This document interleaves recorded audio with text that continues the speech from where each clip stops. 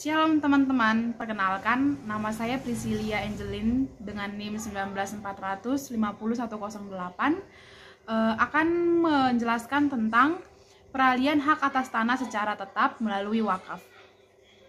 Wakaf baru diatur dalam bentuk undang-undang pada tanggal 27 Oktober 2004, yaitu saat disahkan Undang-Undang Nomor 41 Tahun 2004 tentang wakaf.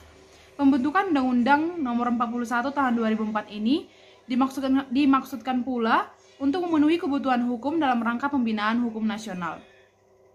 Pada dasarnya, ketentuan mengenai perwakafan berdasarkan syariah dan peraturan perundang-undangan dicantumkan kembali dalam Undang-Undang Nomor 41 Tahun 2004 dengan beberapa ketentuan yang baru.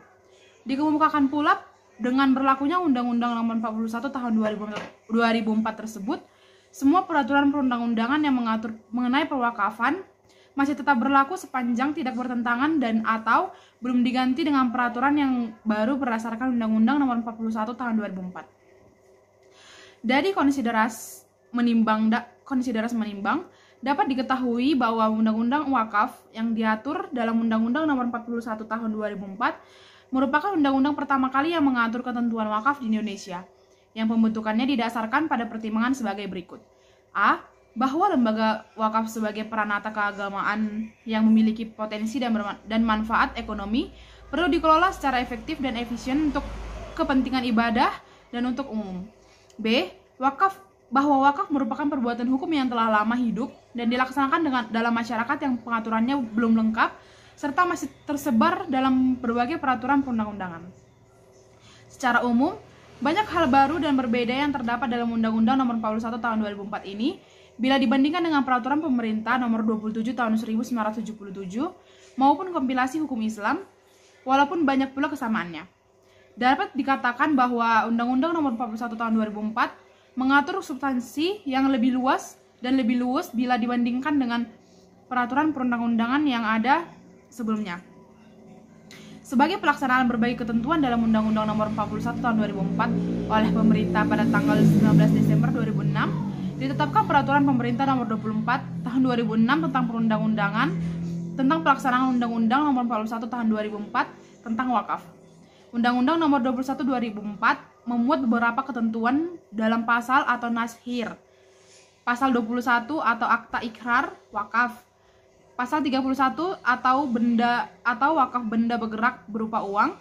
Pasal 39 atau PPAIW, tata cara pendaftaran dan pengumuman harta benda wakaf. Pasal 41, perubahan status harta benda wakaf. Pasal 46, pengelolaan dan pengembangan harta benda wakaf. Pasal 66, pembinaan dan pengawasan penyelenggaraan wakaf dan Badan Wakaf Indonesia. Pasal 68, pelaksanaan sanksi administratif yang perlu diatur lebih lanjut dengan peraturan pemerintah. Keseluruhan peraturan pelaksanaan tersebut diintegrasikan ke dalam suatu peraturan pemerintah sebagai pelaksanaan Undang-Undang Nomor 41 Tahun 2004, yaitu dalam Peraturan Pemerintahan Nomor 42 Tahun 2006. Hal ini dimaksudkan untuk menyederhanakan pengaturan yang mudah dipahami masyarakat, organisasi dan badan hukum, serta pejabat pemerintahan yang mengurus perwakafan. Badan Wakaf Indonesia dan Lembaga Keuangan Syariah sekaligus menghindari sebagai kemungkinan perbedaan penafsiran terhadap ketentuan yang berlaku. Dari perkembangan peraturan mengenai perwakafan tanah milik dan perwakafan di atas dapat diketahui bahwa masalah perwakafan ini tidak hanya menyangkut masalah di bidang keagamaan, namun menyangkut pelaksanaan tugas keagrariaan, sehingga wakaf sebagai suatu lembaga keagamaan yang dapat dipergunakan sebagai salah satu sarana guna pengembangan kehidupan beragraria, khususnya bagi umat yang beragama Islam, dalam rangka mencapai kesejahteraan spiritual dan material. Menimbang begitu pentingnya masalah perwakafan tanah milik tersebut, maka hal tersebut dapat diatur pula secara khusus dalam UUAP dan Peraturan Pemerintahan Nomor 28 Tahun 1977 sebagai peraturan pelaksanaannya yang juga bersandar kepada ketentuan hukum agama Islam. Kemudian disempurnakan dan dilengkapi lagi dengan kompilasi hukum Islam dan Undang-Undang Nomor 41 Tahun 2004. Peralihan hak wakaf tanah milik dan hukum Islam, hal ini tidak terlepas dari peralihan hak milik atau tanah yang didasarkan Undang-Undang Pokok Agraria. Dalam peristiwa peralihan hak yang berhubungan hukum dengan tanah akan menimbulkan hak penguasaan atas tanah dalam kehidupan berbangsa negara. Hubungan hukum tersebut berupa hukum antara negara dengan tanah dan hubungan antar negara baik individu maupun kelompok dengan tanah. Hak penguasaan atas tanah berisikan serangkaian wewenang, kewajiban, dan atau larangan bagi pemegang haknya untuk berbuat sesuatu dengan tanah yang dihaki. Sesuatu yang boleh atau wajib dan atau dilarang untuk diperbuat itulah yang merupakan tolok pembeda antara berbagai hak penguasaan atas tanah yang diatur dalam hukum tanah negara yang bersangkutan. Kita juga mengetahui bahwa hak penguasaan atas tanah itu dapat diartikan sebagai lembaga hukum jika belum dihubungkan dengan tanah dan subjek tertentu. Hak penguasaan atas tanah dapat juga merupakan hubungan hukum konkret jika sudah dihubungkan dengan tanah tertentu dan subjek tertentu sebagai pemegang haknya. Dalam Undang-Undang Nomor 41 Tahun 2004 ditetapkan bahwa pihak yang menerima harta wakaf dari wakif untuk dikelola dan dikembangkan sesuai dengan peruntukannya dinamakan dengan nazir atau nadir, yang merupakan salah satu unsur atau rukun wakaf. Di samping wakif, harta benda wakaf, ikrar wakaf, peruntukan harta benda wakaf, dan jangka waktu wakaf. Tugas dan kewajiban pokok nazir tersebut adalah mengelola dan mengembangkan wakaf secara produktif sesuai dengan tujuan, fungsi, peruntukannya yang dilaksanakan sesuai prinsip syariah. Pengelolaan dan pengembangan benda wakaf secara produktif dimaksud dilakukan antara lain dengan cara pengumpulan investasi, penanaman modal, produksi kemitraan, perdagangan, agrobisnis, pertambangan, perindustrian, pengembangan teknologi, pembangunan gedung, apartemen, rumah susun, pasar swalayan, pertokoan, perkantoran, sarana pendidikan ataupun sarana kesehatan, dan usaha-usaha yang tidak bertentangan dengan syariah. Jadi, nazir adalah pengelola harta benda wakaf yang tugasnya mengelola dan mengembangkan harta wakaf sesuai dengan peruntukannya.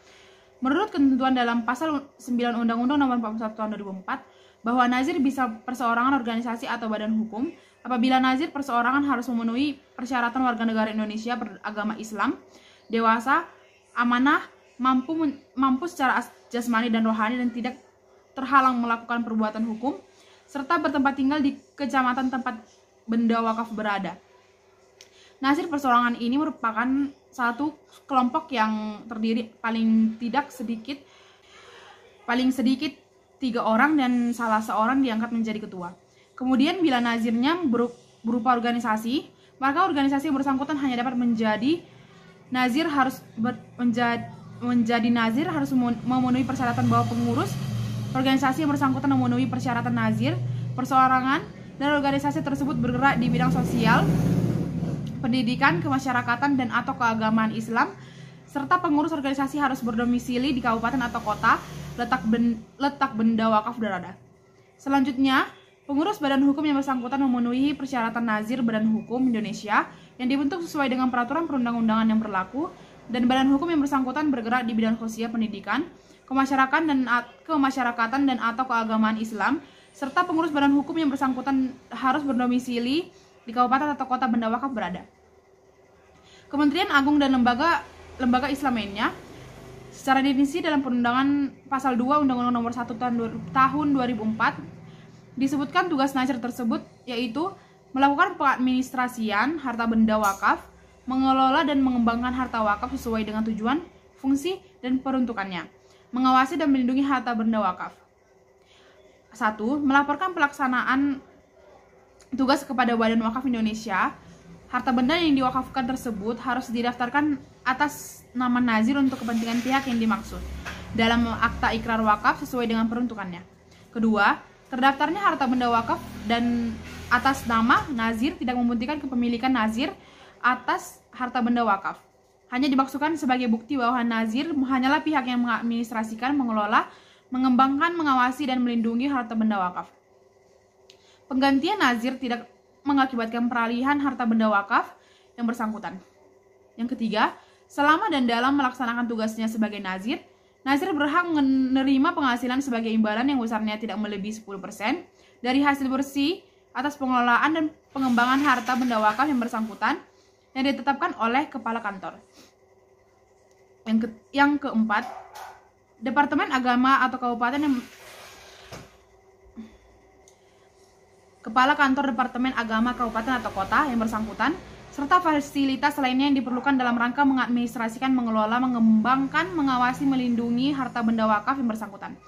Dalam melaksanakan tugas sebagai nazir berhak memperoleh pembinaan dari menteri yang bertanggung jawab di bidang agama dan Badan Wakaf Indonesia dengan memperhatikan saran dan pertimbangan Majelis Indonesia sesuai dengan tingkatannya untuk keperluan itu. Pembinaan meliputi A. Penyiapan sarana dan prasarana penunjang operasional nazir wakaf, baik perseorangan, organisasi, dan badan hukum. B. Penyusunan regulasi, pemberian motivasi, pemberian fasilitasi pengkoordinasian, pemberdayaan dan pengembangan terhadap harta benda wakaf. Yang C. Penyediaan fasilitas proses sertifikasi wakaf. D. Penyiapan dan pengadaan belangko-belangko akta ikrar wakaf, baik wakaf benda tidak bergerak atau benda bergerak. E. Penyiapan penyuluh penerangan di daerah untuk melakukan pembinaan dan pengembangan wakaf kepada nazir sesuai dengan lingkupnya. F. Pemberian fasilitasnya masuknya dana-dana wakaf dari dalam dan luar negeri dalam pengembangan dan pemberdayaan wakaf. Pembinaan terhadap nazir dimaksud wajib dilakukan sekurang-kurangnya sekali dalam setahun dengan tujuan untuk peningkatan etika dan moralitas dalam pengelolaan wakaf serta peningkatan profesionalitas pengelolaan dana wakaf. Kerjasama dengan pihak ketiga dalam rangka pembinaan terhadap kegiatan perwakafan di Indonesia dapat dilakukan dalam bentuk penelitian, pelatihan, seminar, maupun kegiatan lainnya. Pengawasan terhadap pewakafan dilakukan pemerintah dan masyarakat aktif maupun pasif. Pengawasan aktif dilakukan dengan melakukan pemeriksaan langsung terhadap nazir atas pengelolaan wakaf, sekurang-kurangnya sekali dalam setahun. Pengawasan pasif dilakukan dengan melakukan pengamatan atas berbagai laporan yang disampaikan nazir berkaitan dengan pengelolaan wakaf. Pemerintah dan masyarakat dapat melaksanakan pengawasan pengelolaan harta benda wakaf, dapat meminta bantuan jasa angkutan publik independen. Sekian penjelasan saya tentang peralihan hak atas tanah secara tetap melalui wakaf. Terima kasih.